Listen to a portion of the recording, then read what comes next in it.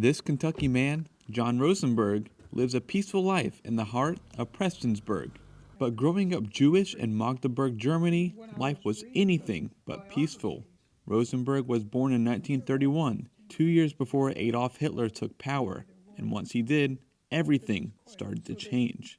My mother would say my comment in German was alles kaputt. Alles kaputt means everything is broken. Everything is broken.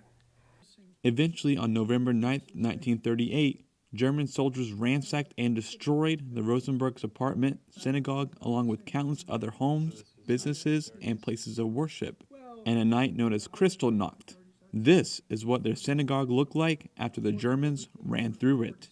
They went into the synagogue and we heard these loud explosions, and they, as I said, blew up the inside of the synagogue. And while we were standing there, my mother had my brother in her arms. She then looked at this Nazi goon who had his rifle in his hand, and my mom asked him, "Are you going to kill us?" And he said he didn't know. That was his answer.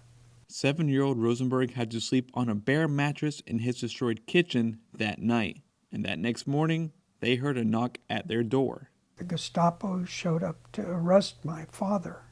His father originally went to the local jail, but eventually he was sent to the Buchenwald concentration camp, where he was tortured.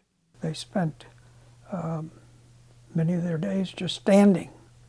I can't stand around for an hour, much less stand around all day. And during that time, young Rosenberg was sent off to Frankfurt to live with his aunt. However, his father and uncle, miraculously, were released days later and were given 30 days to get out of the country. Their heads had been shaved, and but that they were alive. And you're glad to see your father.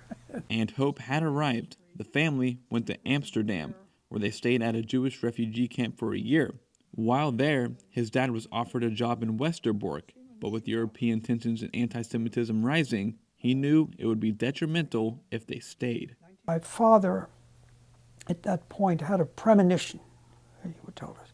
He said, if I go to Westerbork, we're done for.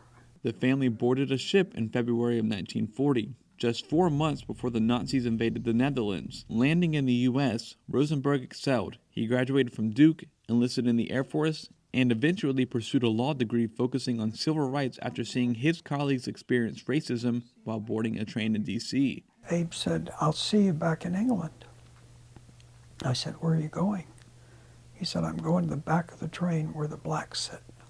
Then, in more ways than one, thought maybe somewhere along the way I can help change that system.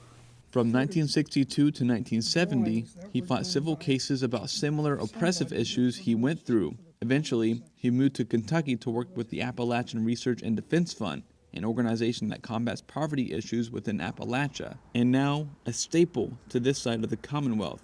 I said, well, this might be a good thing to do for a couple of years. That was 50 years ago. All of this while also continuing to pursue his passion of activism of social values at the young age of 92.